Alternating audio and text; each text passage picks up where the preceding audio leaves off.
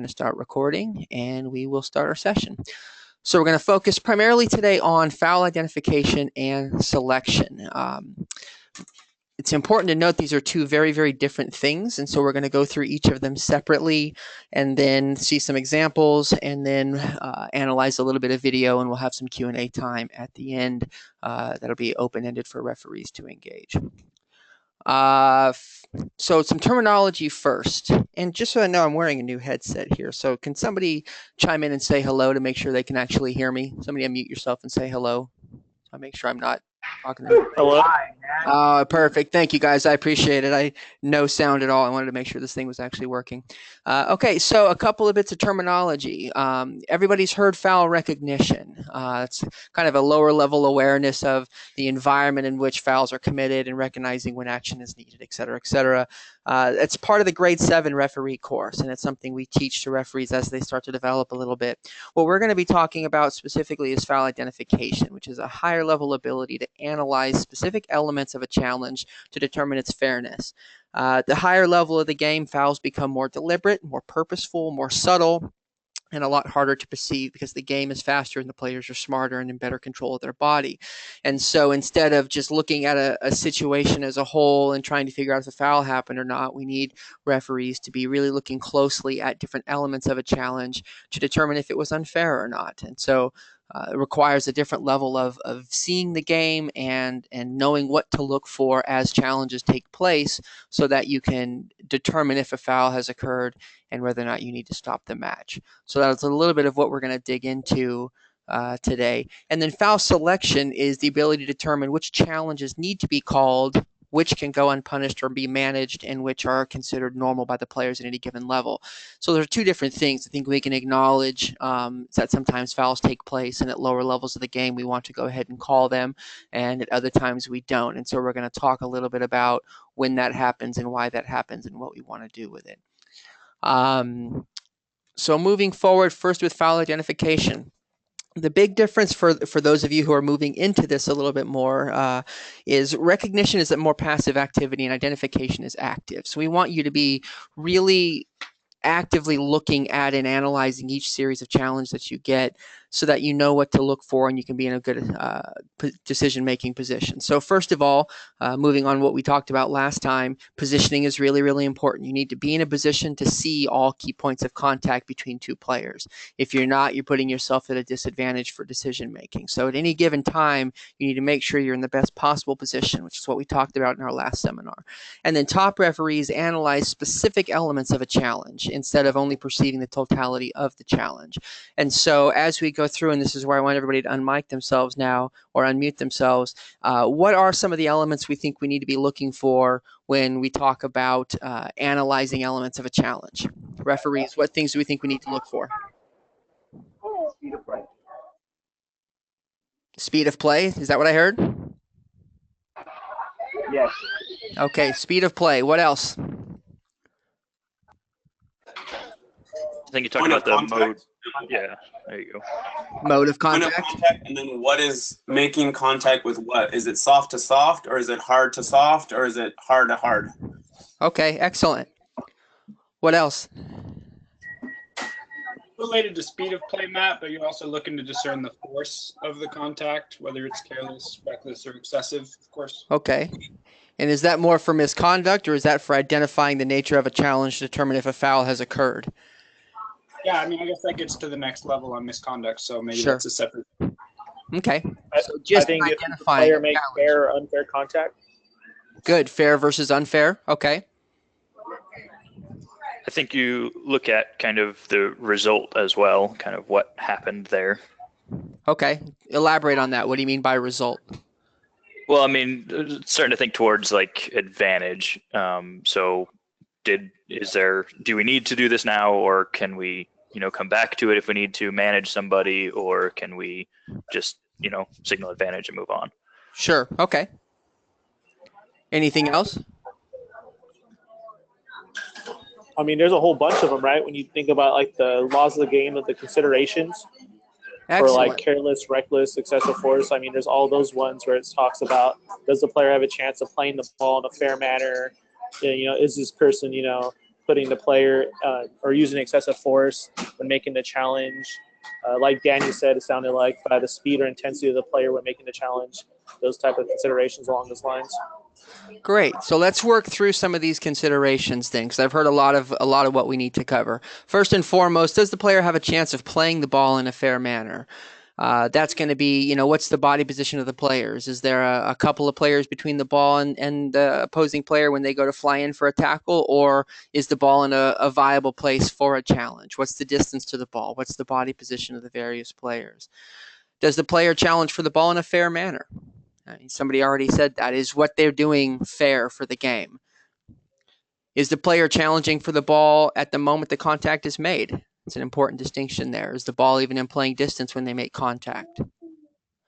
This is an important one. Who initiates the contact between two players? It's really important that we don't punish players when they don't initiate the contact. If they're on the receiving end of some sort of contact, but perhaps not the losing end of it, we don't necessarily want to punish them for that. On which part of the opponent's body is contact being made? Something we heard a little bit. Is it soft on soft? Is it hard on hard? What are the different elements of that? Which part of the body has the player used to make contact? Again, following up on that same concept. Do they use a hard part of their body? Is it their shoulder? Is it their hips? Is it arms or legs? These are all various factors in determining if it's fair or not. Does the player make fair or unfair contact with the opponent after touching the ball? It's a concept that we see a lot and we struggle with a lot even in the professional game, where they feel like because they got the ball, they can do anything else after that. And if you come in studs up on a player and get the ball, doesn't matter. It's still an unfair challenge. That's a distinction we have to be able to make. Does the player touch the ball after making contact with the opponent? So do they go through the opponent and then get the ball? And is that important? In what direction are the tackler's feet pointing? We'll see a video on this one that I think will help to clarify that. But are there studs out and into the player, or are they back and tucked back? Does the player charge the opponent in a fair manner? And has the challenge been committed in a fair manner or a careless manner? There's a heavy emphasis here on fair. And as we've heard Sandy Hunt teach often, simplifying a little bit to say, is something fair or not, can really help your decision making. And we all know what that looks like. We all played the game. We all know what a fair challenge looks like. So at the end of the day, was something fair can be a very simple way to help to identify whether or not a foul needs to be called. Any questions before we look at some examples of some videos where a decision needs to be made? All right, then do me a quick favor. Take your phone out and snap a picture of this screen. We're going to need it in a little while. I'll give you a couple of seconds to get your phone out and take a picture of this. We're going to revert back to these considerations later on when we're doing video analysis. So please take a moment and take a picture of your screen. Okay, you're going to have to help some of us because I'm actually on my phone. So. All right, no worries. Hey, Danny, there should be a spot on the app somewhere where you can take a screenshot. Because I know we have it here on our screen as part of like the video that we see on Matt's end. Okay, I don't want to spend too much time on that, but I'm actually through a web browser. No worries, Danny. We just won't call on you later. It's okay. I took a picture of my girlfriend. Anyway. I'm going to take just a moment. There's a couple referees who have joined us a few minutes late. I'm going to take a moment, go out of full screen, and unmute them. So give me a second here.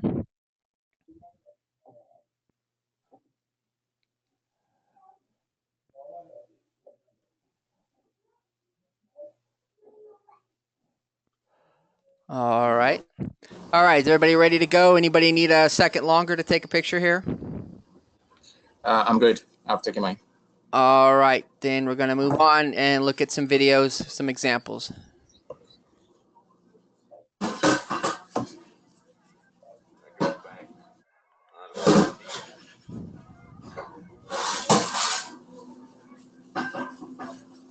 So there's one challenge. Contact definitely happening, but is it fair? Going through the considerations, An attempt is made to play the ball.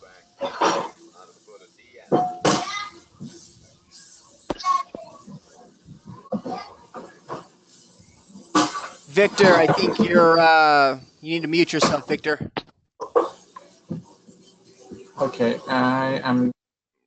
Thank you very much. Appreciate it. All right. So again, we see some contact, but it's made while the ball is being played. It's natural contact. While the ball is being played, plays the ball first, comes together with the attacker. Obviously, fair play on this one. A similar play.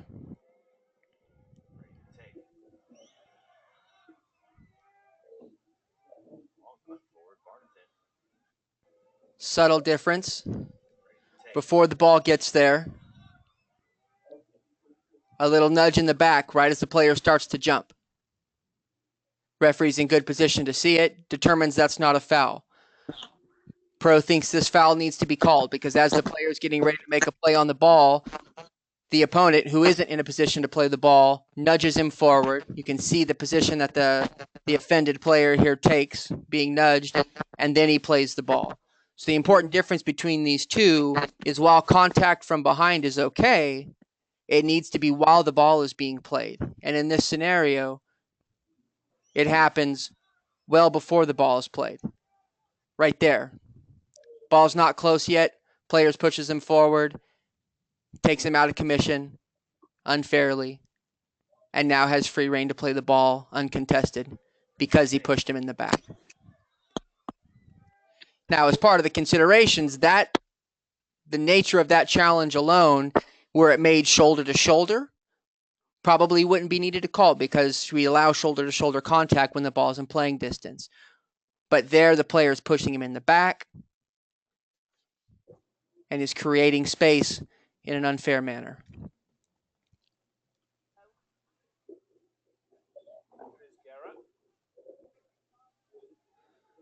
So we see here, we talked about positioning last time and the need to get ahead of play, but we talked really about making sure that clear possession is won before you move through the next phase of play and making sure that there's no decisions that need to be made. So this is a scenario where the referee runs ahead of play, takes himself out of position, and now you've got a player in possession of the ball who uses part of his body unfairly, actually reaches out and smacks the player in the face or in the throat. But because of the position the referee has taken up, he's not able to see it, and the player hits him in the face. So this would be considered an unnecessary use of the arm and would need to be called a foul. And the referee, unfortunately, has taken up a spot where he can't see it. Subsequently, another use of the arm. Serves it in again to the far side, run down by Flemings. Flemings to his right, into the box. Would get a strike off. Oh. Let's watch that again. Makes contact with the side of the face. But here, actually, Pro doesn't want a foul because the player's running forward. His arms are moving at his natural pace. There's a height difference between the two players. And you'll see the white player actually tries to initiate contact with the green player. And because of the green player's positioning of his arms and his body while he's running forward, takes an arm to the face. But again, because the white player has initiated the contact here,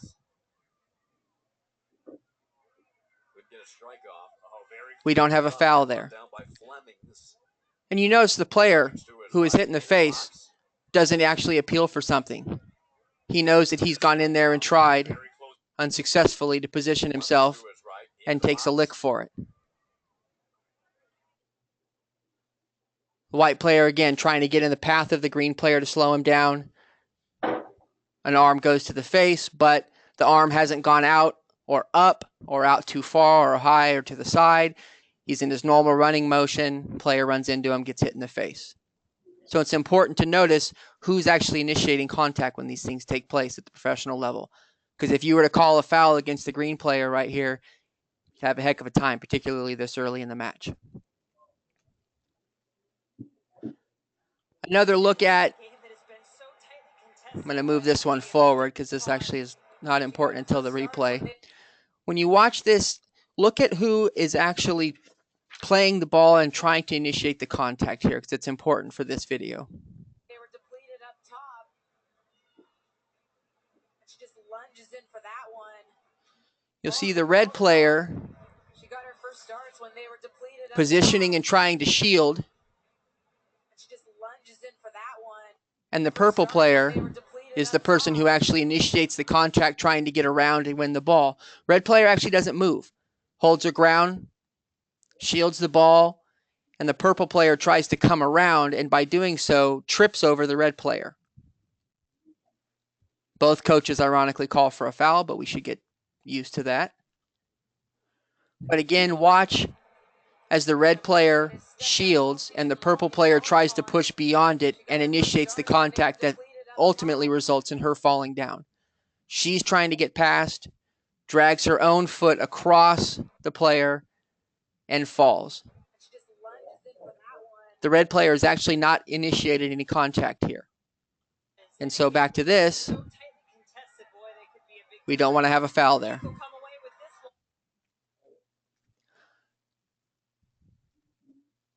And lastly, again, talking about who initiates contact. Player gets hit in the face, but actually puts his face into the back of the head of the player. So we want to make sure, even though someone gets hit in the face, we're actually looking at who initiates that contact. And here you see the white player has clear position. He's playing the ball naturally, probably doesn't even realize the guy's that close, and the other player runs into him.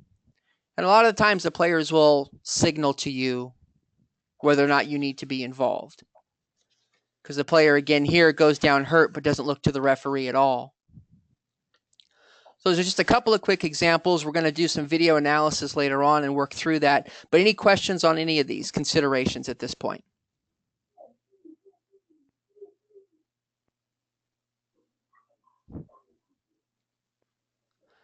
All right. An additional resource for you to look, I think Elihio referenced it earlier, the FIFA considerations of analysis of match situations. If you don't have that or have access to it, please let me know and I'll send you the most recent copy.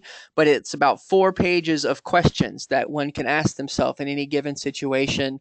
Looking at it right now, they have sections for management of restarts, advantage, dissent, body language of the referee, handling, holding, simulation, confrontations, fouls, breaking up promising attack. It's quite a helpful resource and a learning tool and assessing tool as well. So if you don't have access to this and you want it, please let me know and I'll send you a copy of the most recent version.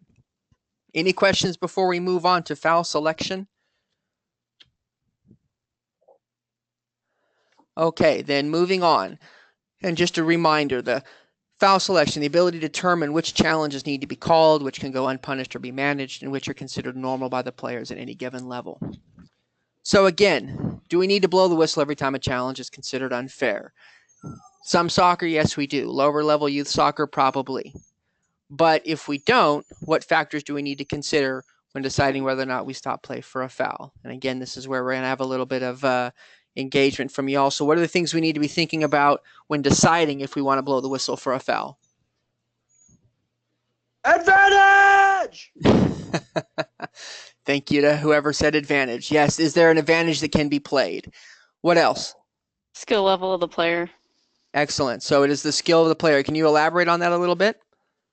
For example, if a player is very good, quick on their feet, and can get around the next, 2 defenders who are right there, maybe it's something that we want to give them a second to get around and potentially get that space that they wouldn't have the opportunity to get if we had to blow the whistle and the defense would get back.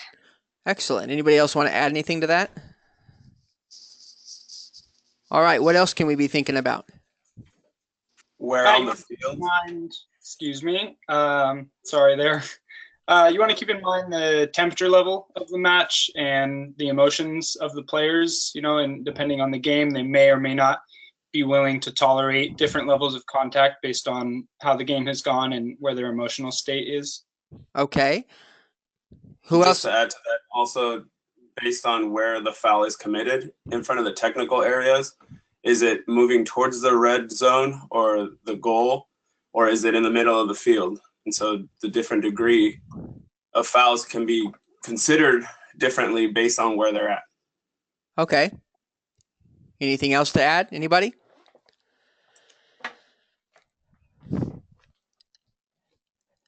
I think you consider who the player is committing the foul. I mean, if this is a guy who's looking at persistent infringement and maybe earlier it wasn't something that you were too worried about, but this is foul number 5, you go, okay, yep, we're stopping for this one.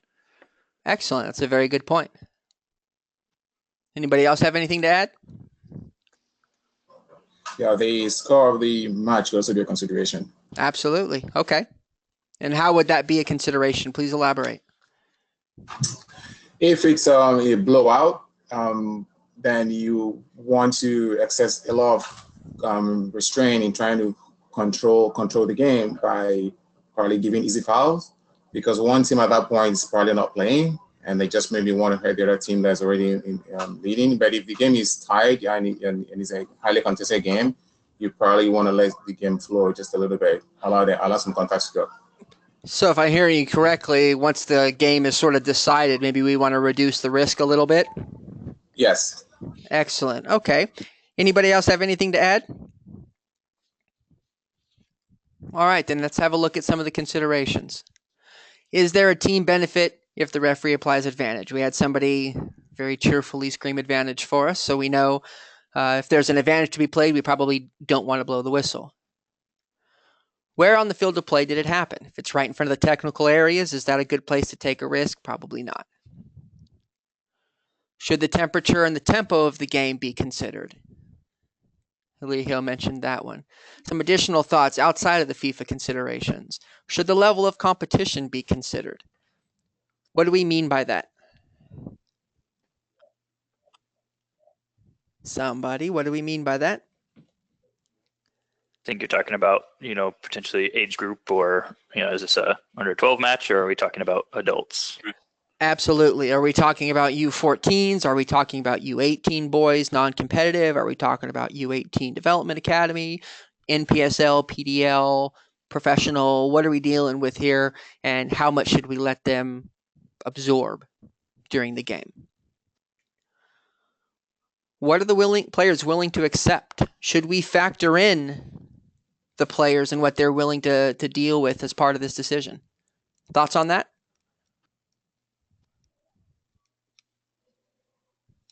I think you absolutely have to. If you don't, you could potentially have both teams pissed off that you called the foul.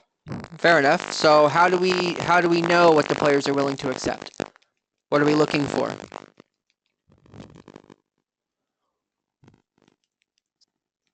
I think you recognize it pretty early just by, how hard they go into challenges to start with and how players react to that. Are they just ready to play through that challenge, or are they flopping on the ground going, oh my God, he broke my ankle? Okay. So we need to be sort of constantly assessing where the players are. And can that change during the game? Does their willingness to accept things change during the match? Yes. Good. So it's not something. If one team starts to lose, then you have different management for that team as opposed to the other team that may just want to continue scoring goals, and the other team is hacking more to slow down play. So you have to manage it differently, and they may accept the considerations differently. Absolutely. So one of the things that we hear a lot is, what's your game plan for this game? And a lot of referees less experienced will say, well, I'm going to call it tight. Hey, Matt. Yeah. You're kind of sounding like a robot on my end. I don't know if it's anybody else. Like, you kind of went filtered, kind of. How am I doing now? The connection seems pretty weird. I don't know. It sounds fuzzy. Is it still the same way? Yeah. See, if you have two mics open, it might be looping. Mute yourself and then unmute yourself. All right, let me get a second here. What about now? Still kind of, not coming through clear on my end. Did it just start doing that? Yeah, just kind of randomly in the middle of this conversation, you just kind of picked up and started sounding auto-tuned. How bizarre is that? And is it still doing it? Yeah. Yep. sorry. Hold on a second here. Maybe try unplugging your mic, then plugging it back in. That might work. Out of curiosity, can you all hear me right now? Yes. Yes, you sound perfect. That's way better. All right, I'm just going to stop using the headset that I had on because it's probably picking it up in both places for some reason. So, everybody can hear me okay? Yep, thanks, Matt. All right, sounds good. Then this is odd because my computer is showing that I'm muted, but okay. Everybody can still hear me, right? Yes. Great. Okay, so then what are the players willing to accept? As I was saying, oftentimes we go in and we think we have a game plan for a match, and oftentimes us experienced referees will say, well, I'm going to go in and call it tight, or I'm going to let them play, or a variety of things they've already predetermined. And I don't think that's necessarily a wise idea because each game is different. Even with teams that you know well, sometimes they come out and they play different than they have before, or maybe they woke up on the wrong side of the bed, or maybe their coach did and got them going. Who knows, So be careful when going out with a game plan that you don't set yourself up to make a decision about how the game is going to go and how you're going to call it without any input from how the players are playing the game. It's something that should be ongoing for the entire 90 minutes of the match. What level is the technical ability of the players? I think Jamie commented on this, that if the players are good enough to play through it, then maybe we take a little bit of a risk and we see if they can do it. What is the emotional IQ of the players and the technical staff involved? What do I mean by that?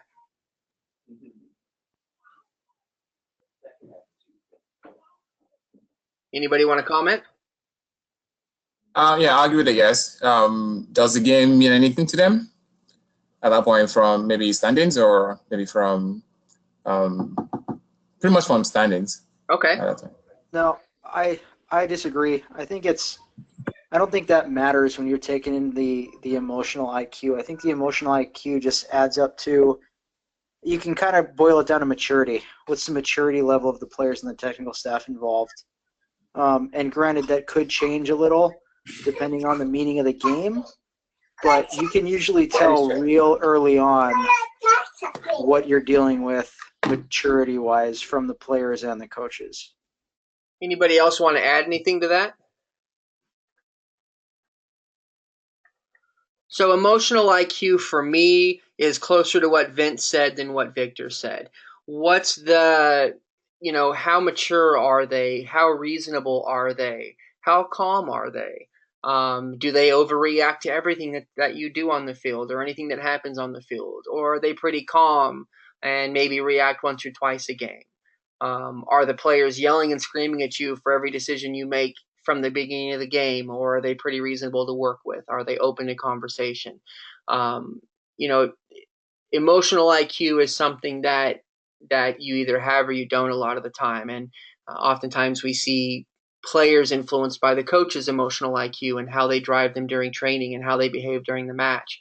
And so knowing to some degree as well as you can before you get into the game, but also measuring constantly what the sort of emotional status of all the players and technical staff informs you on how much you can let go or how much you need to call. Because if they're not having it, it's going to unwind pretty quickly for you, I think. And then what is the intellectual capacity of the players and the technical staff?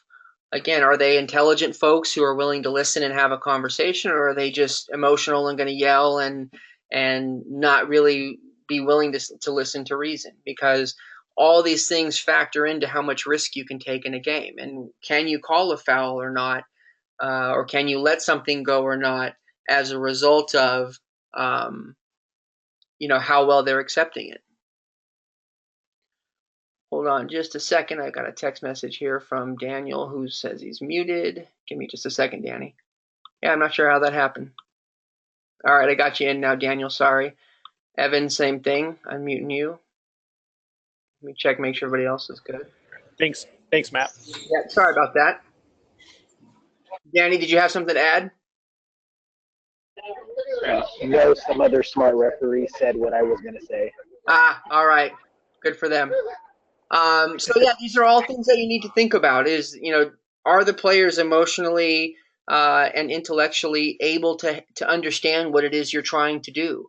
And if they're not, it's more risky for you to try to do it, right? If nobody understands what you're doing, you need to change your approach. And lastly, it's a question. Should we use the reactions of the players as a guide in our decision making?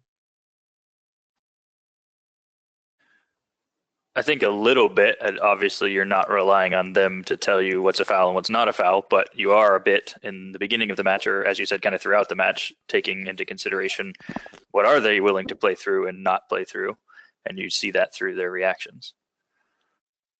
I would also add, talking about being selective, especially if you know that you have a player that has, say, for example, Beckham, you want to give him that foul and maybe not give them the advantage because they can play it in and they have set plays knowing that they have that one key player. Whereas if you have somebody that can dribble, then maybe you wait even longer where you would possibly call the foul earlier. So I think it's also knowing who your players are and then being selective into where you're going to call those fouls and for what reason. Absolutely, a very good thought process there. I think you can use the reactions of the players carefully, even to help you decide if something is a foul or not, or whether or not you should call it or not. You'll see players sometimes, out of frustration, just stop playing. They're dribbling the ball, they're getting held. You want to try to give an advantage, but they just stop playing and they give up. That's a player who's had enough. And so, beyond calling the foul there, the next time they get the ball again, maybe don't let them play through some stuff, because it's obvious from their reaction that they're not happy, or they're getting frustrated. That's a potential red flag for you. You see it sometimes with just the nature of certain tackles, where maybe you don't think it was that bad, but everybody reacts immediately to the nature of the challenge. You can use that information to help you. You have to be careful that you're not using some contrived reactions, because sometimes you'll see players not initially react, but then after a second or two, they try to react to get a player maybe a second caution or something like that. You see that all the time, where nobody really reacts to a foul until they realize it's a player who's already on a caution, then everybody screams bloody murder. Well, that second or so that it takes them to realize who committed the foul is what you need to know about the reaction, because it obviously wasn't a reaction to the initial challenge itself. It was just a reaction to who committed it. So these are all things that you can use to your advantage in helping you make decisions. Are there any other considerations, things we should be thinking about? I just wanted to comment. I think those are great points in terms of recognizing when you should call a foul. On the flip side, you can also use lack of a reaction to take a second to refrain from calling a foul unnecessarily. Unless it's a critical situation and you're 100% certain, of course, you don't want to be the only person in a stadium that sees a foul that no one else saw. I think, you referenced it in some of the early videos when there's contact, but, even the player who received the contact doesn't react. You don't want to be the only person recognizing or thinking that's a foul, because you'll create frustration unnecessarily. Unless you're Essie Boharmers at the World Cup. Yes. Okay, critical situation, 100% certain. And that's, some of the best advice anybody ever gave me as a referee is don't be the only person in the stadium that saw a thing. If you're the only person who saw it, maybe there's a way to manage out of it, unless it's an Essie situation. But he wasn't the only person that saw that. The players saw it too, just nobody in the stadium saw it, and that's fair enough. But, don't be literally the only person on the field or in the stadium to think that something occurred and then actually follow through. Because nobody else thinks it. Maybe you have some options there. Or don't be the only person. Conversely as well. Conversely, don't be the only one that is not seeing it. Absolutely. And that's why I say you need to use the reactions of the players as a guide in your decision making, because if everybody is screaming and yelling at you on a regular basis, there's probably a chance that you're not doing something that's right for the game. Is that a fair statement? Yes. Yep. All right. Yes. Any other questions before we move on and we do a little bit of video analysis? All right, so we've got 5 clips. Oops, sorry, I was going to show you some examples. I apologize, I jumped the gun a little bit. A couple of examples of places where 34 points, 23 maybe games we don't played. want to think. And really tight towards the bottom of the Eastern Conference table as the fouls go. So, whoops, wrong button. Apologize, guys. So here we have a referee who employs a wait and see situation at a foul that occurs right in here. Players getting held, but we have space, maybe a little bit of place to go. Early in the game, decides to let it go. Player gets going. And really tight towards the bottom of the Eastern. Now decides to call it back. Advice here from pro is that's too long.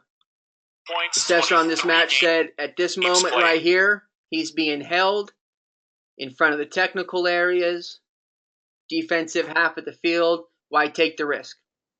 Call the foul. You're 9 minutes into the game. Establish what your expectations are in these moments of the game. Call a simple foul. Let him restart. But if you choose not to, advantage is won here. So once he's gone here, he's free, he's clear, he's not under pressure. Now he's making a decision that's not in his interest. That's on him, it's not on you. So the instruction here is call a simple foul early in the game. Let everybody know how you're going to call the game. And if you're going to take the risk, take it. But this is a little bit too late to call this one back. Here's another situation. Good tackle from Domi Richardson. Referee waits a long time to call this foul. Good tackle from Domi. Center of the park. What are we waiting for here? Player's been knocked to the ground. 2 players right on top of her. A third there. There's no potential for advantage. It's in the center of the park. There's no reason to wait and see here. Referee waits a long time. A lot of conflict. Men's game, someone's going to get hurt in that situation because as long as the referee is not blowing the whistle, someone's going to go in there and kick somebody, right? Waits a long time. Waits until possession is clearly lost and then blows the foul. Don't make anybody wait that long. Just go ahead and call the foul. Throw for North Carolina. Miami yellow card in the 75th minute to number 9, Jaime Chavez. Chavez got a card. Clearing it out, Miami FC is. So question, anybody even see a foul here?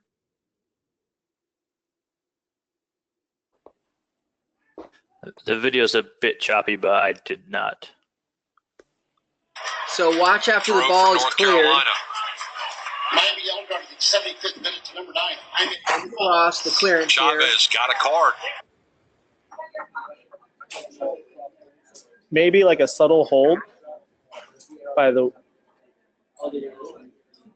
Yeah, I don't see anything. Okay, so we're all reaching for a foul here, right? This level, that's not a foul, right?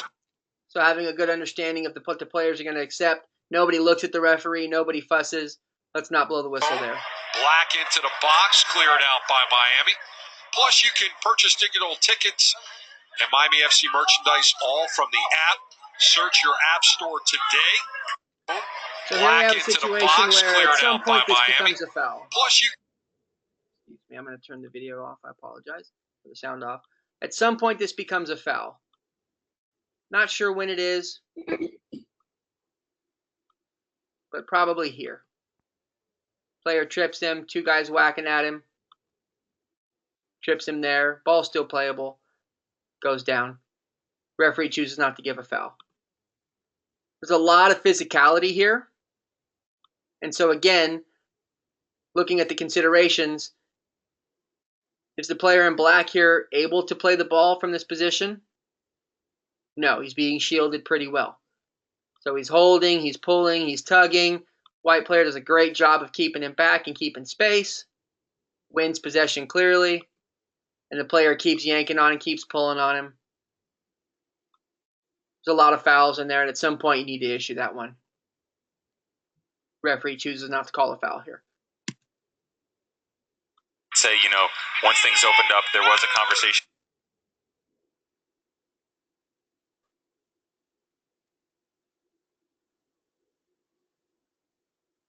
So this is an interesting clip. We're going to watch it again.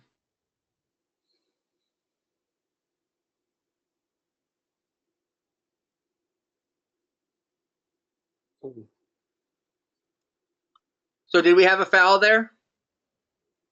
I had 2 fouls. Yeah, I'm with 2 fouls. All right, so we got 2 fouls that happen here. There's a lot to learn from this video, though. You're 25 minutes into the game. Do the players take the contact? The first one looks to the referee, and the second one looks to the player who hit him.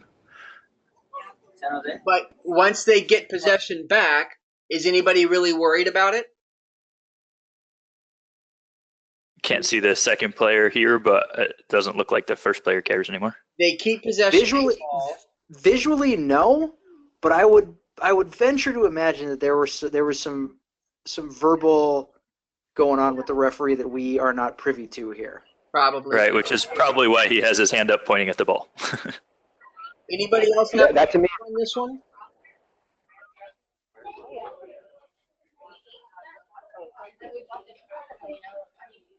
So here's the thing. At the professional level, early in the game, the players have the emotional IQ to be able to handle this, but why make them? Simple foul here in the defensive third. That can be. Yes? Somebody needs to mute themselves. Thank you, Danny. So, steps on him, actually. But the ball's going out to the side. No real advantage there. No reason to make him play through that, right? 25 minutes in. Call a simple foul. Talk to the player. Tell him to relax a little bit. Easy on the challenges. No one's losing anything, right? Let that one go. Ends up in the center of the park. A little bit of space. Maybe not terrible. But again, another foul. We have fouls, 2 fouls in quick succession like this. It needs to be a red flag for you. And you'll see here at this point, the only real reaction is from the coach, who wants to know why in the world you're giving an advantage here. Because, yeah, you've kept possession, but what's the point? So be simple. Call the foul. Call this one. If for some reason you try to wait and see, and this happens, moving back away from goal now, call the foul. Keep it simple.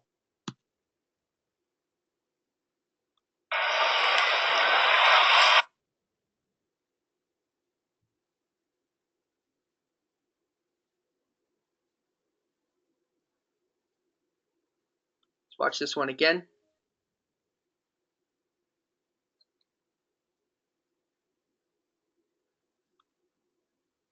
So the referee ends up calling a foul against the blue player for dangerous play. Is there a simpler decision here? Definitely. And what would that decision be? I have foul 4 blue right there. Right. Yeah, exactly. As soon as you push from 5 white. So does 5 ever touch the ball? Nope. No, he has no business making a challenge from that position. He doesn't have a chance of playing fairly from there. Player's got body between him, pushes him in the back, reaches his foot across. Easy trip, right? Is the referee in a good position to see that? Not in this frame. He's blocked. No, he's got that block, yeah. Right? So that's where positioning becomes really important. But we can also sniff these things, right? Player goes down after dribbling the ball. Simple foul. Don't create this situation where everybody's waiting for the foul. This guy knows it's going to happen. These all 3 just kind of stop because they're waiting for the referee to call the foul, and he doesn't. And now you got guys kicking each other on the ground, right? Not a good scenario. Call the simple foul here. No reason to try to make them play through this.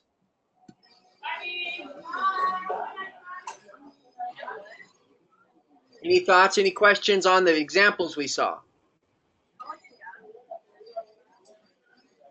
All right, now we're going to do some video analysis. I want one person. We've got 5 videos we're going to take a look at. I want 5 people to volunteer to lead us through the considerations for each of them. Who wants to go first? Eligio. All right, Eligio has been volunteered. Well done. Wonderful, gracious. Gracious of you, Vince. Thank you. So we're going to watch this twice. And then Eligio, I want you to lead us through the considerations and then help us make a decision, okay? Okay.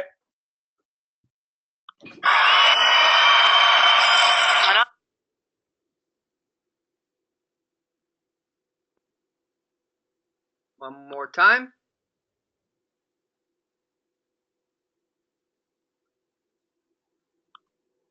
All right, Eligio, you take a picture of the considerations. Walk us through them. Yeah, okay. First thing I'm looking at is, does the player have a chance of playing the ball? Although I think, like most people, for me, the video is a little choppy, but based on what I could see, I would estimate that they do have a reasonable chance of playing the ball. The next consideration that I'm looking at is which part of the body is used. I think that's an interesting one in this clip, because although they're mostly side by side and you're looking at sort of shoulder contact, I do see an extension of the arm towards the end. Again, for me, based on what I can see, I'm not sure that it's enough for a foul in this situation. I still think the contact is fair in the end. Another good one to consider is who initiates the contact in this situation.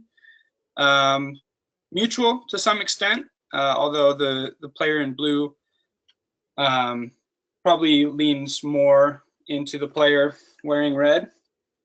And it's also valuable to look at where on the field this occurs. You're, in the attacking third, near the goal line. I'm thinking this has got to be in front of one of the assistant referees. So not a super hot zone in terms of being in front of a technical area or anything, but definitely down near the corner, an area where you both need to have heightened awareness and you have additional support from an AR who you hopefully trust. So those are some of the main considerations that I'm looking at. Again, based on what I can see, for me, this is not a foul, but maybe I'm misinterpreting. All right. So we're going to watch it one more time. Matt, I have a question. I saw that the first time, and I just have fair contact. After that, I think with the first two considerations, it stops. I think, I no disrespect to anybody that was talking, but that's really simple. That's fair contact, and there's no foul, and you keep it moving. Anybody else want to comment on that? I like how Eligio mentioned that it's kind of like away in the corner. I mean, like you said, they're more likely, depending on if they're using a regular diagonal system of control, that the AR is somewhere along that area to kind of help you out. I'm assuming that's where they're at. It's like kind of towards the corner. Look like it's going out for a goal kick. Anybody else have any? Nobody's mentioned the red player's reaction. She's smiling like, ah, shit. I just got run off the ball. All right, let's get the next one. I mean, she's not looking for a foul at all in this, and almost no pro player would, legitimately be looking for a foul here. They may look at you and go, and you look at them and go, no, and they go, you're right. This is Victor. If you also look at the position of the ball, it's on the side of the blue player. The red player had to lean in to try and get an advantage, but the blue player had already shaded the ball out. I simply had to give it a little nudge to get off the ball. So for me, that was no foul. So right here, I think everybody's on the same page. No foul here, right? Yeah. Blue player has probably the better part of the position. Red player's trying to weasel her way in there to get position. Shoulder to shoulder at this point, with the red player being a little off balance because she's trying to get out in front, but the defender's in a good, strong position. And I think the thing that's important here is the contact happens and the player starts to go down immediately because of this shoulder-to-shoulder contact. So the extension of the arm actually is inconsequential, right? She doesn't extend the arm and push her down. It's more the player's leaning, her arm's already going downward anyway, and as the player falls, she just holds her, right? Yeah. All shoulder to shoulder, side to side. Correct decision there. Well done. No foul. Who wants the next one? I volunteer Vince. All right. The joke is on both of you. All right. So here's the next one. Vince, get ready. We're going to watch it twice, and then we'll go. North Carolina to get Sam Ewens.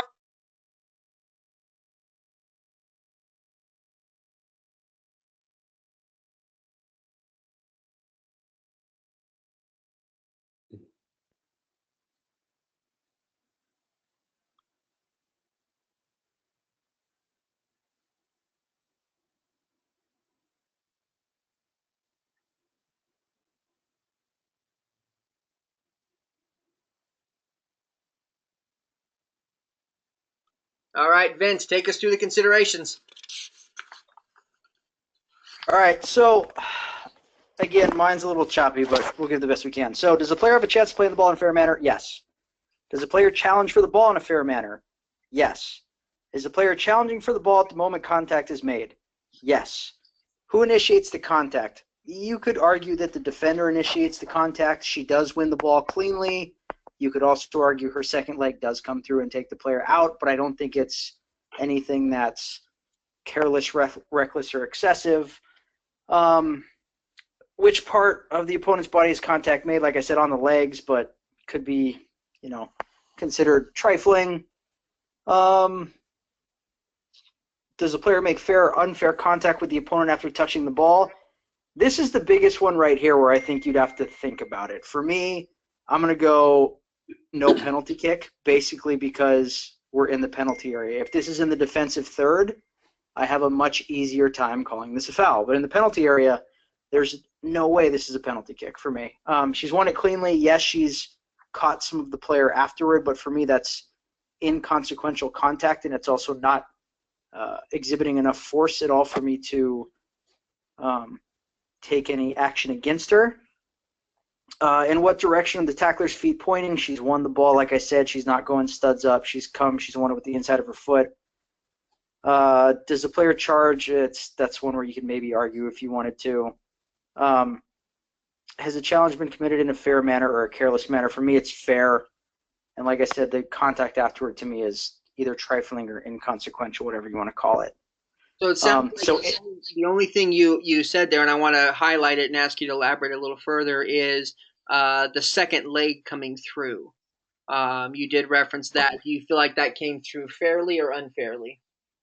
I think it's coming through fairly because I don't think she hasn't made any kind of a scissor motion. She hasn't really used any excessive force or, like I said, reckless or careless action to come through her. It's just kind of a matter of fact, a way of winning a challenge in that manner on that part of the field. Like I said, if it's defensive third, I have a much easier time calling this a foul. But in the penalty area, there's no way I'm calling that a penalty kick. Anybody want to comment on that any more? And pardon me, I'm going to go out of full screen for a second so I can unmute Teron.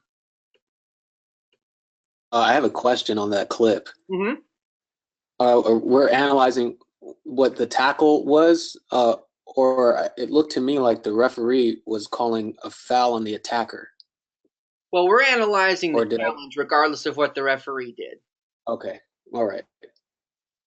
Okay. I wasn't sure at first if we were looking at what the referee called. Good catch. Anybody else want to add anything to what Vince said in the considerations? All right, Vince, so what's your answer here? I got no foul on anybody, and judging, I didn't catch what Mike just mentioned because I was too busy looking at the challenge itself, because I was volunteered. But for me, I'm not calling this a foul on the attacker either because I don't really think that she's done much to warrant a foul either because again the defenders come in, she's the one initiating contact, so I'm not calling a foul on anybody here. So yes, the referee has pointed for a foul against the attacker in this situation. Anybody else want to add anything based on that? So the consensus from Pro is that this is a fair challenge on both parties and that the referee has incorrectly awarded a foul for the attacking team. But as Vince said, I think very accurately when you watch the replay here, wins the ball. It's actually just a clearance. There's not even really a tackle. She's a little off balance. She's coming through with force, but she just basically clears the ball here. And again, the reason I asked the question, does the player bring the second leg through inappropriately? And you see she doesn't. She actually never brings her leg through. She just falls to the ground and the player stumbles over her. So perfectly legal challenge. And again, as we talked in the beginning, don't punish the attacker here for standing there and having a girl, run into her and then falling down on top of her. There's no foul here. Thank you, Vince, for participating. The joke was on both of you because you got the easy clips. Who wants to go next? Don't make me pick somebody because I will. And it'll come from Michael will go. I'll go. Zapata, is that you? Yeah. All right, Mikey's up. Next video. Praise from a man who's really played it.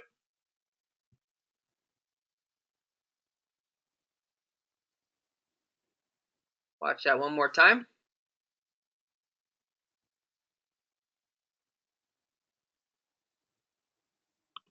All right, walk us through the considerations.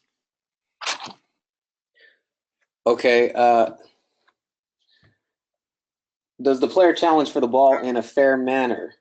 To me, based on what I could see in this clip, it looked like this is more on the other side of what we just saw in the previous clip where Vince said the defender came through and didn't swing the legs through.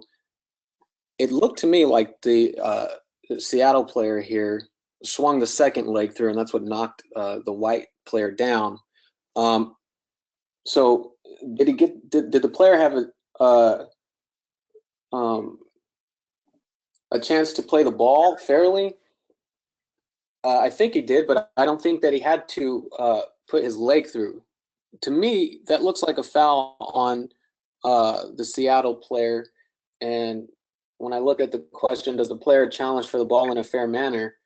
Not when the second leg comes through.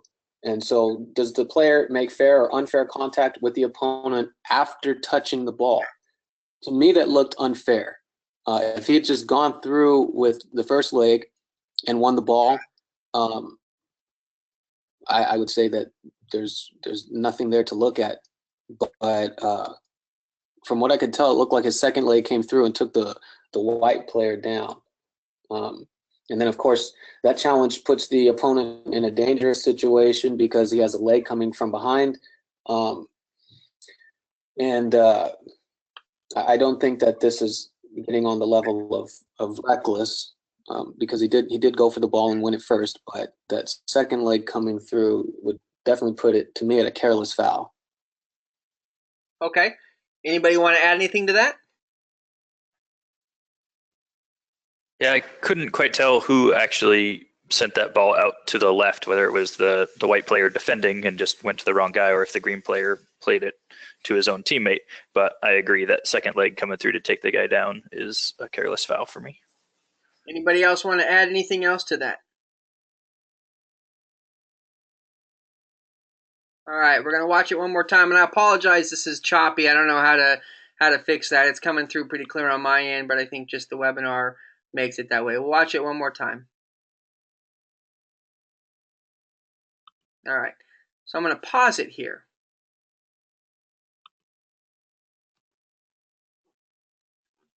Player reaches out here.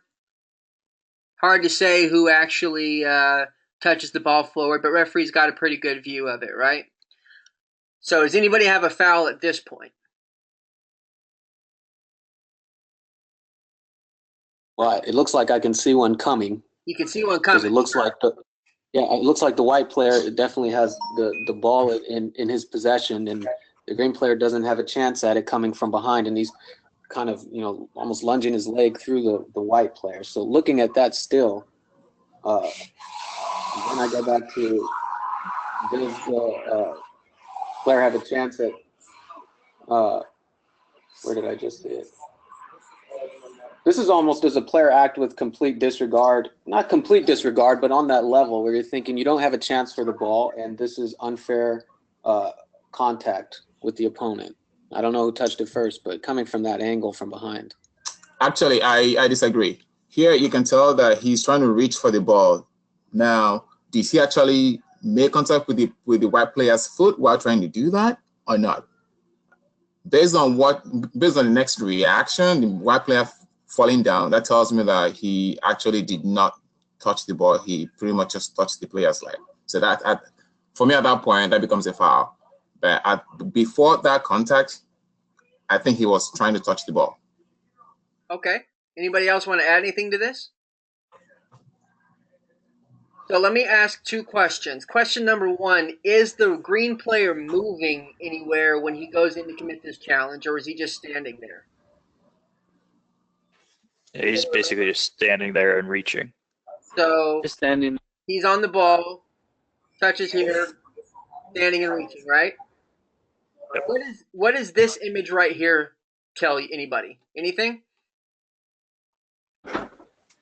Yeah, he was trying to foul the player, pretty much. What's that? He was trying to foul the white player here.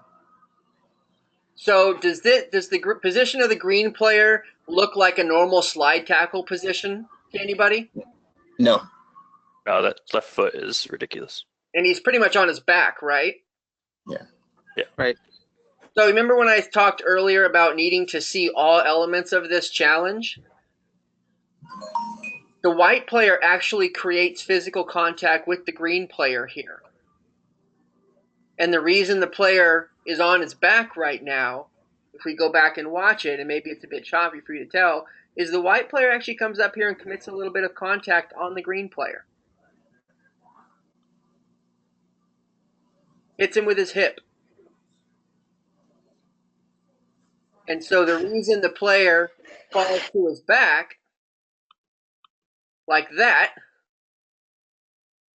was because of the nature of the challenge. And so the only reason this player is in this position, because normally if this kind of tackle had come from a slide tackle, you'd have a problem here, right? If the green player had been over here and slid in and made contact like this, you're looking at a sending off offense, right? For sure. But because he's just stood there and he's basically been knocked over, that this player's foot ends up between his legs is a result of him getting knocked over while stretching to reach for the ball. Watch it one more time, and in this, don't watch the contact, don't watch the tackle, don't watch anything. Just watch the nature of the player and the way he falls to the ground.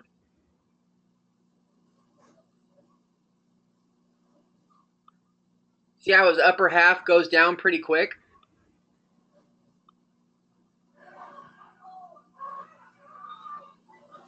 He takes some contact from the white player here. And so advice from pro on this is to be able to perceive that the white player has had an equal part in the position of the green player in this challenge, and we don't want a foul called here. Because the green player is trying to play the ball, the white player comes in and initiates some contact. Because without the white player's involvement here, the green player just kicks the ball. But because the white player comes in and creates a little bit of contact, green player flops to the ground. Now his foot stuck in between him, and he falls down.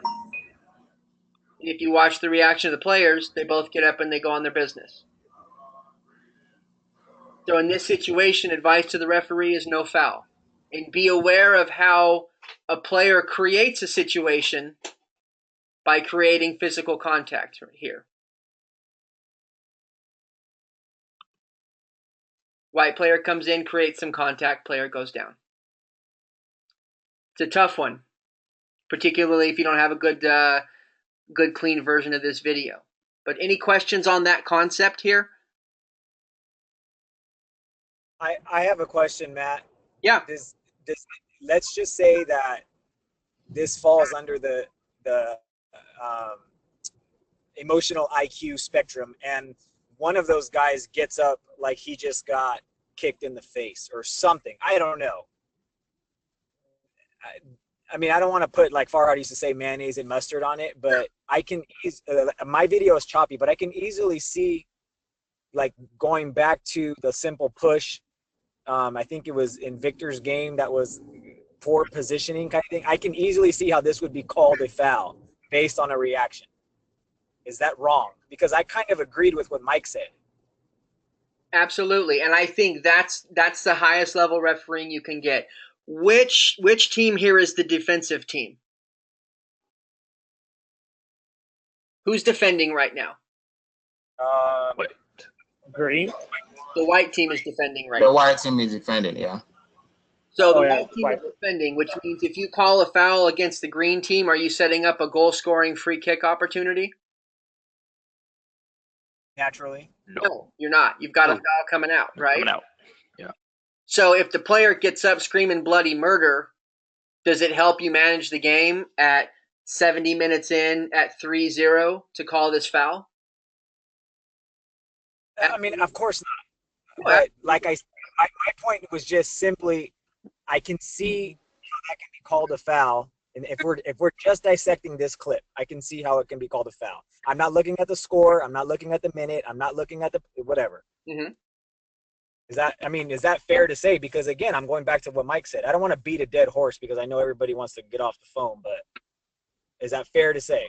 Absolutely. And what I would say here, I was actually agreeing with your comment here. Because the white team is the defensive team here, if the reaction to this challenge is negative, then yeah, blow the whistle and give a defensive free kick here. Okay. It's a safe, easy foul to call at 3-0 at 70 minutes into the game if the reaction to the challenge is poor. If you've got a heated game, if you've got players that don't have a lot of emotional IQ on the field, et cetera, if all the factors are weighing against you not calling this, then absolutely call it. If the game needs a more simple foul, then sure, no problem. Because you're not creating an attacking opportunity here, and the score is 3-0. So even if you take away a promising attack, does it really matter? Probably not that much. So at the end of the day, is this an opportunity, if the reaction is poor, to call a simple foul? Certainly.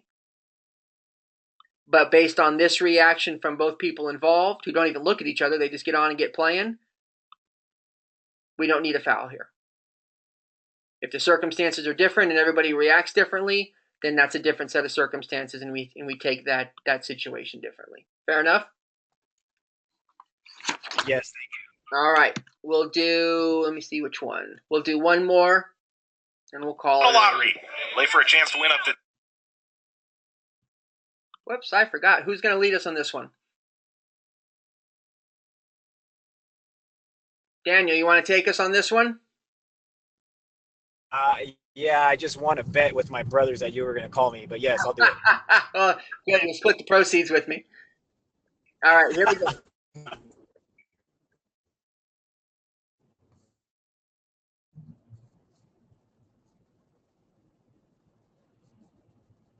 Watch it one more time. I'm seeing frames, Matt. No, I'm only seeing like 2 pictures, like frames. I'm not getting a video. Is that the case for anybody else? All right, let's pick a new volunteer then. Who can see it well? I can see it well enough. I'll go. All right, let's take it.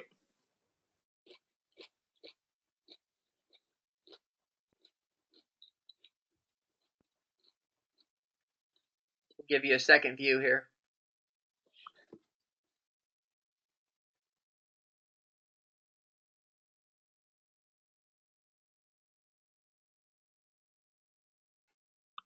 All right, walk us through the considerations. Okay, so from the top, a fair chance of playing the ball, or a chance of playing fairly, I think so. I mean, he's in front of the player, ball's between them. Does he make a challenge fairly? It's tough to see. It was a bit choppy, but not ridiculously so. But I couldn't tell if the first foot got the ball or if it was the second foot that got the ball. First foot got the ball. Okay, so first foot gets the ball. That's what it looks like a normal play to me. The foot is, sorry, we'll go down the way. So where is contact made? It looks like first the ball, then potentially the player. Which part of the body is used? It's the foot, leg maybe, and the contact is extremely low. The feet appear to be on the ground, and it's just one foot at first. The other one kind of comes through, but in the choppiness, I can't tell if it was like swung through or just him starting to get up again. Touch the ball after contact? No, he touches the ball before. Direction of feet, I already said low on the ground. Not really a charge there, and to me, it looks like a fair challenge. So you have fair challenge here. Yeah. All right. Anybody else want to add into that?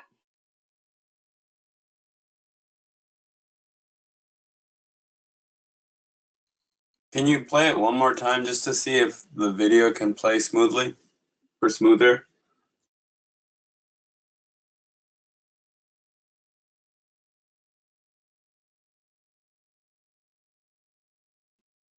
Is that any better?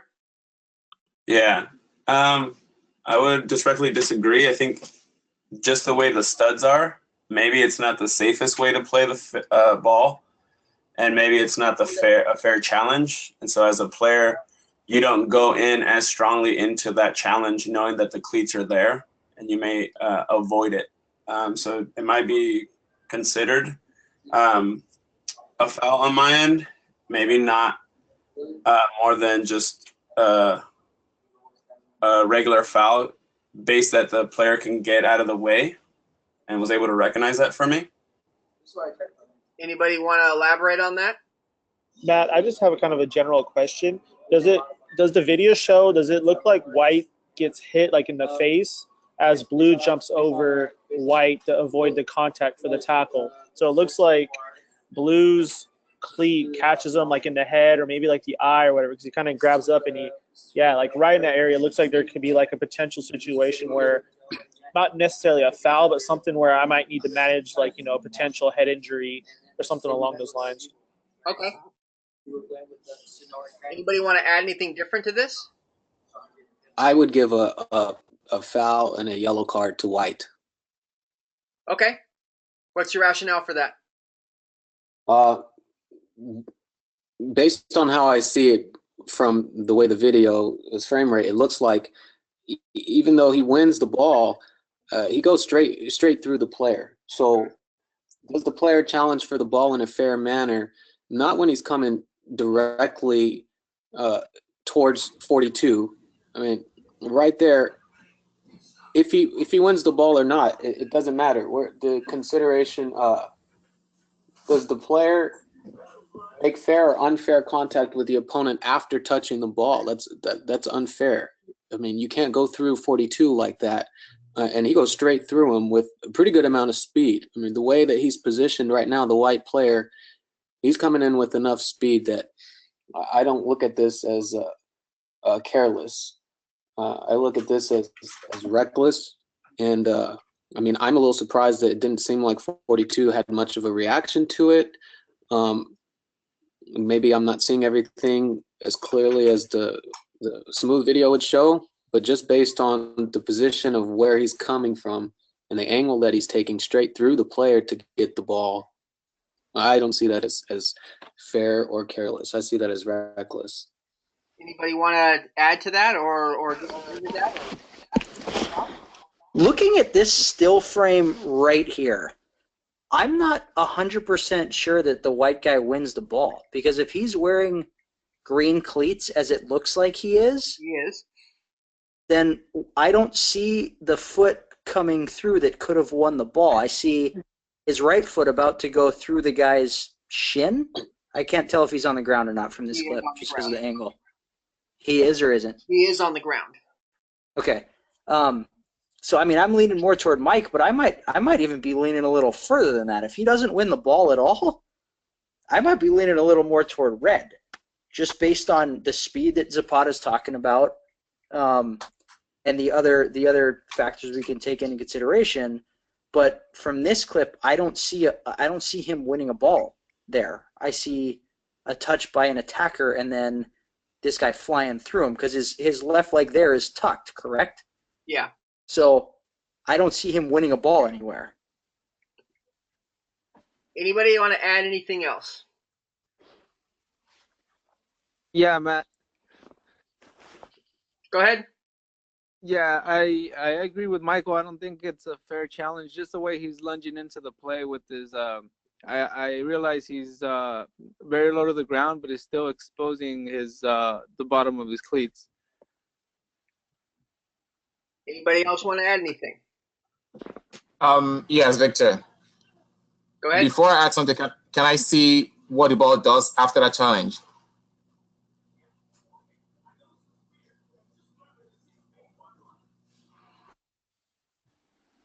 All right, so just based on where it is now, the white player actually challenges unfairly, but in that challenge, he actually gets injured, but the ball goes beyond him and goes to blue, I believe, coming in. At this point, I'm just going to let the play go on. If blue actually gets that ball and advances the ball. Any other thoughts? I'm coming in late here on this, but it's the 63rd minute of a playoff game, 0-0. So as far as like taking a red card, I want to make sure it really is a red, seeing it's a playoff match. I'm thinking yellow card is great. And if this isn't managed, it's going to really, it may blow up in your face, but for sure the temperature has just increased. Something needs to be addressed here. Okay. So let's talk through a couple of considerations. First of all, is the referee in an ideal position for this? No. Thank you for somebody being discouraged by the positioning. So obviously being over here would have been a little bit more helpful, being closer to it. But what does the body language of the player who commits the challenge look like right now? He's already running, right? Pretty good speed. Yeah. All or nothing. Has he made a decision about what he's going to do? Yeah. Yeah. So already reading, the ball is still 7-8 yards away. Reading this, he's already decided what he's going to do, right? Is there any chance that he's going to be able to be deliberate and thoughtful about doing that when he gets there 8 yards later? No. No. If he's already decided here that he's going to come in for a tackle and he's gearing himself up for it, not knowing where the ball is going to end up and running directly at the player, that needs to be one warning sign. Warning sign 2 needs to be how early he's gone to ground and from what distance. He's already heading to ground here, which means he's going to have a lot of force, right? Yep. Next consideration is this one. He's in the air? He's in the air. Now, one leg is tucked back and the other one is towards the ground, but is he at all in control of his body right now? No. Not at all. So these, before you even make a decision about what happens with the ball, what are all the signs pointing towards right now? Bye-bye. Probably not a fair challenge, right? We're not going to talk about misconduct at the moment. We're talking about, do we call a foul here? What's the likelihood that this is going to be a fair challenge? Low. Particularly given the way his stud is right now. Right? Comes through, he's on the ground. Foot is a long way from the ball, right? Looks like this player is going to touch the ball this way with the outside of his right foot. This guy's leg is over here. If he's lucky, he catches the inside of this guy's foot. But look how far away from the ball he is. Where he actually makes, if you watch this on a big screen, where he actually makes contact with the ball is not with his lead foot, but with his back leg. And the only reason this player doesn't have a broken foot right now is because he jumps out of the way rather awkwardly. And I think moderately ironically knees the guy in the face at the same time. So the advice here is A, be in a better position than this so you can see the nature of the challenge. If you don't know, fourth official, be prepared to help. And that needs to be a warning sign. He's gone straight through at distance the tackle, right? Yeah. So he's not stayed in control. Now, because the player jumps out of the way, the end result really isn't that bad. So the advice from Pro in a quarterfinal match at 0-0 is a foul and somewhere between a harsh admonishment and a yellow card. This wasn't 100% misconduct for them because he did keep the foot low on the ground. He didn't go in with the boot, raised up off the ground, and the player did manage to get out of the way. So the end result isn't terrible, but definitely needs to be a foul. And this player on the ground here definitely needs to be talked to about the nature of that challenge at a minimum. If the temperature of this game is at all difficult, which to this point it hadn't been, then this is going to be a yellow card for sure.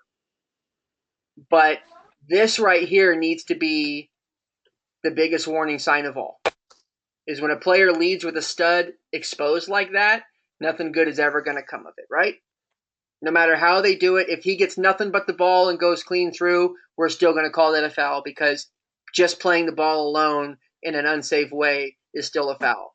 And if a player has to jump out of the way of your challenge because of how you've committed it, that's not a fair challenge, right?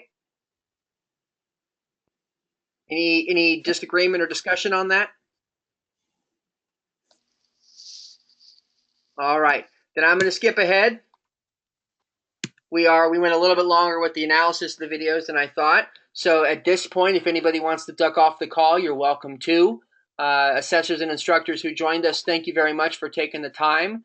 And referees, if anybody has any general thoughts or questions about this or any other subject or anything that's been going on this fall, I'm happy to engage some dialogue.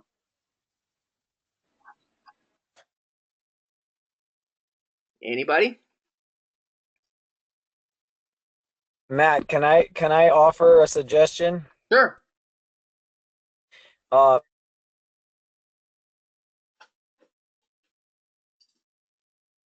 I lost you.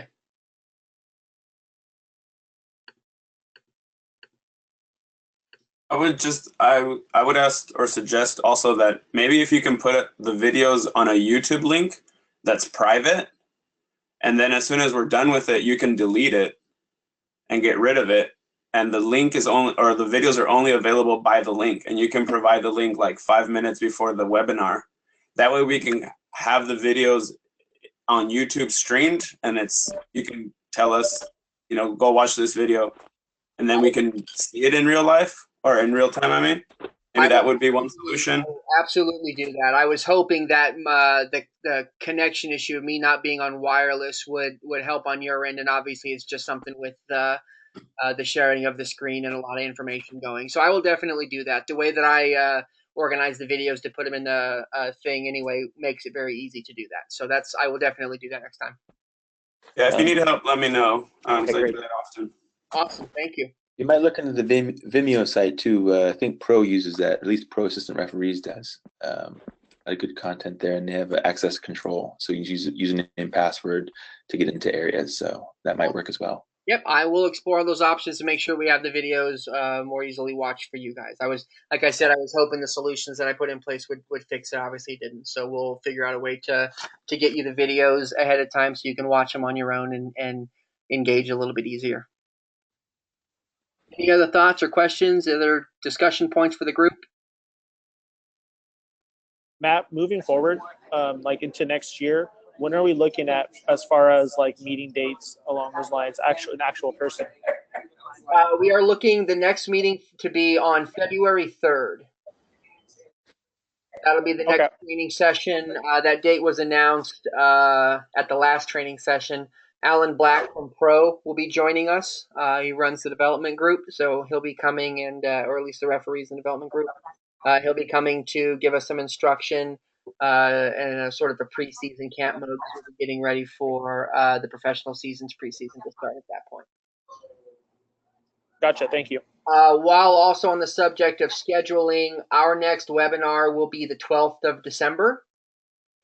And then we will take a month off. We won't do one the day after Christmas, which would be the 26th, the normally scheduled one. We'll come back on the 9th of January. So if you want to be putting these in your schedule, we will have one on the 12th of December, which is 2 weeks from today. We will skip a week, and then we will come back on the 9th of January, and we'll resume every 2 weeks after that. Any other thoughts, questions for each other or for me? Happy Thanksgiving, everybody. Happy Thanksgiving as well. Go out, get on the field and work off whatever weight you put on. And thanks for joining us. I will convert this video as well and share it with everybody so that you have access to it after the fact if you would like. But otherwise, thank you, everybody, and have a good night. Thank you, Matt. Thanks. Good night. Take it easy. Thank you. Matt.